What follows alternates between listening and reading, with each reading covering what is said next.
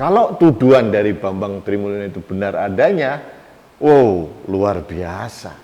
Berarti selama ini Pak Jokowi sudah membohongi KPUD Solo, KPUD Jakarta, kemudian KPU Pusat, membohongi Rakyat Indonesia, MPR, DPR, dan seluruh dunia. Dan ini kan aneh bin ajaib dan tidak mungkin terjadi. KPUD Solo, KPUD di Jakarta, KPU, Bawaslu, kemudian DPR, MPR, dan perangkat-perangkat hukum di negeri ini tidak sebodoh seperti Bambang Trimulyono.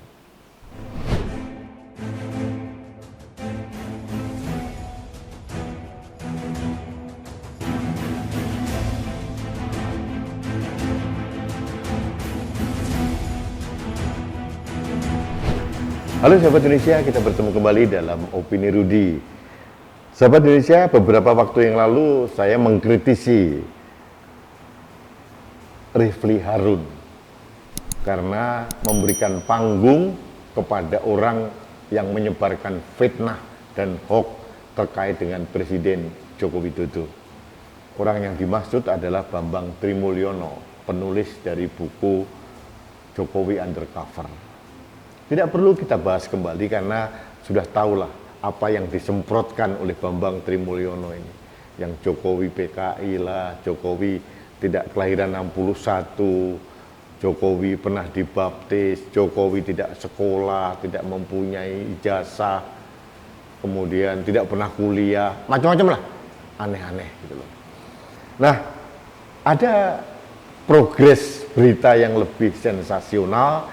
Karena yang bersangkutan ini, meskipun sudah pernah ditahan karena fitnah yang disampaikan tadi, masih tidak ada efek jerahnya sama sekali.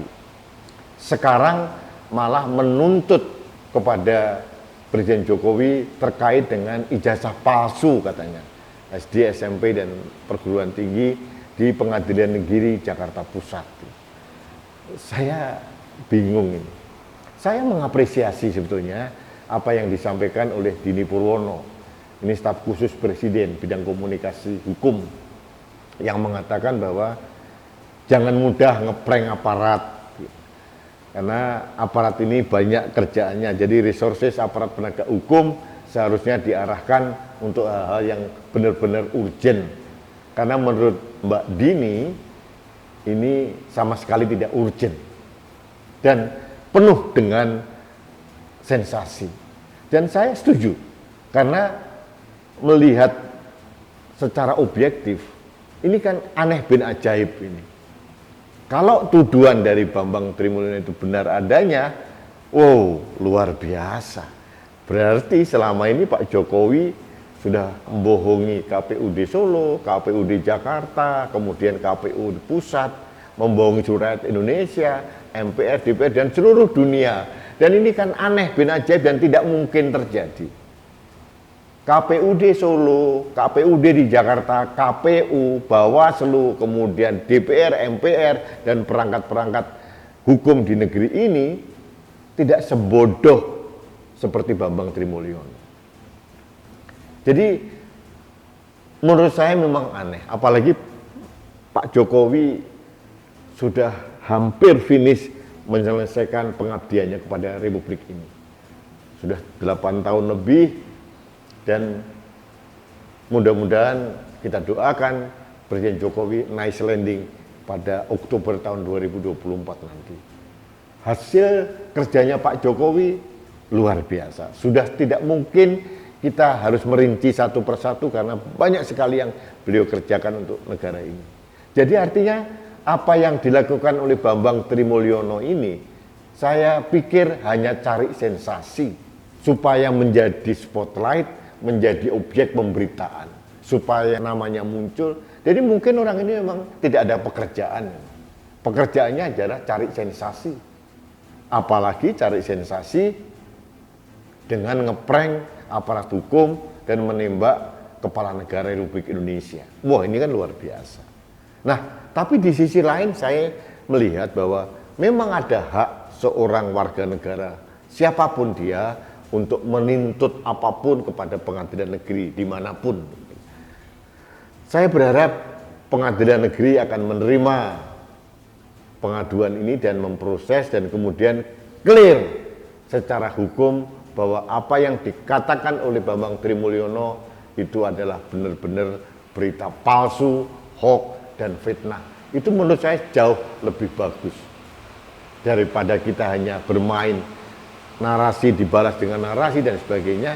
Saya mendukung sepenuhnya langkah dari pengadilan negeri nanti untuk menuntaskan, menuntut, dan memutuskan bahwa tidak benar apa yang dituntut oleh Bambang Trimulyono. Cuma dengan catatan, nanti kalau kamu dikalahkan di pengadilan, Mas Bambang, jangan ngomel seolah-olah pengadilan membela presiden. Nah, itu kan digoreng-goreng lagi. Sistem hukum, sistem apapun dalam negeri ini sudah berjalan sebagaimana mestinya. Jadi oke, kita menghormati hak dia, boleh, silahkan saja.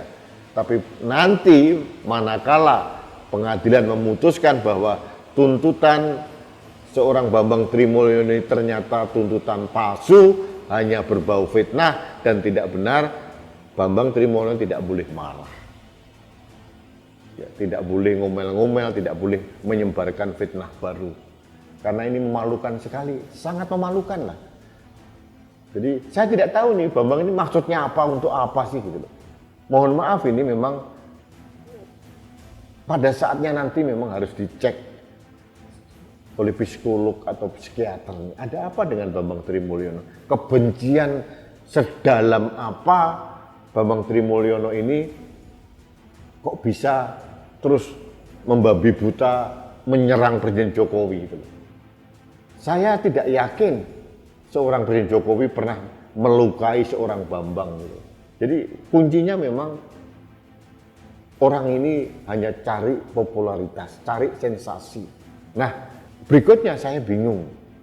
Kalau melihat Pak Bambang, saya kok ragu-ragu kalau dia bermain sendiri. Apakah mungkin dia di-endorse oleh kelompok tertentu untuk melakukan penyerangan sporadis seperti ini? Karena pihak oposisi atau kelompok-kelompok tertentu yang sangat terlukakan atau tergabung dalam komunitas barisan sakit hati kepada Presiden Jokowi ini banyak juga. Apakah mereka mengendorse Bambang Trimulyono untuk hanya guyon-guyon untuk dagelan biar rame saja ya? Saya tidak tahu. Tapi kalau ini terjadi, mereka memalukan. Kenapa? Ini membuat kegaduhan baru yang tidak perlu. Saya setuju apa yang dikatakan oleh staf khusus Presiden, bahwa janganlah kita membuat aparat penegak hukum mulai polisi, kejaksaan, pengadilan membuang energi yang tidak perlu untuk mengurusi sesuatu yang tidak penting, dan hampir pasti 99,999% apa yang dituduhkan oleh Bambang itu benar-benar salah. Atau boleh saya katakan 100% pasti salah lah. Saya mempunyai keyakinan itu. Jadi saya mengecam sebetulnya kegaduhan-kegaduhan yang diciptakan oleh Bambang Tri dan kelompok-kelompoknya yang mendukung. Tapi di sisi lain juga saya berpikir jangan-jangan ada yang mengendorse, yang mensponsori Bambang Tri. Mungkin saja. Ini politik. Selalu ada kelompok-kelompok tertentu yang ingin melakukan pembunuhan karakter kepada Presiden Jokowi. Ini sudah banyak terjadi. Dan sudah kita lihat beberapa kali dilakukan oleh orang-orang tertentu atau kelompok-kelompok tertentu. Jadi, sahabat Indonesia, tapi karena ini sudah terlanjur masuk di ranah hukum, biarlah hukum yang bekerja, dan nanti pada saat sudah diputuskan, tolong Bambang dan kawan-kawan dan teman-teman dan kelompoknya harus legowo, sportif, ya, sportif.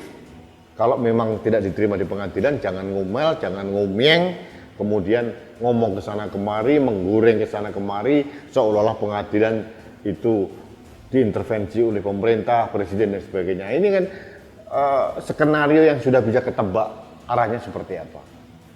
Karena kalau kita nalar dengan logika orang waras, apa yang dilakukan oleh Bambang Trimulyo ini sudah tidak masuk akal gitu. Tapi sudahlah, kita tunggu saja seperti apa. Mudah-mudahan ini memuaskan. Tapi kalau nanti hasilnya tidak sesuai dengan harapan Bambang, jangan marah ya Bang, karena kebenaran harus ditegakkan.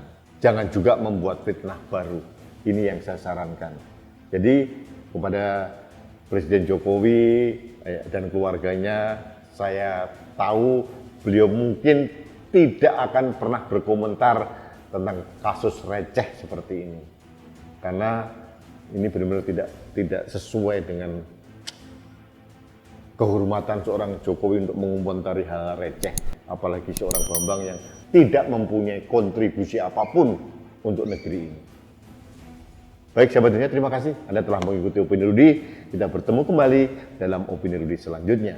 Salam satu Indonesia, salam Pancasila. Saya Rudi SK.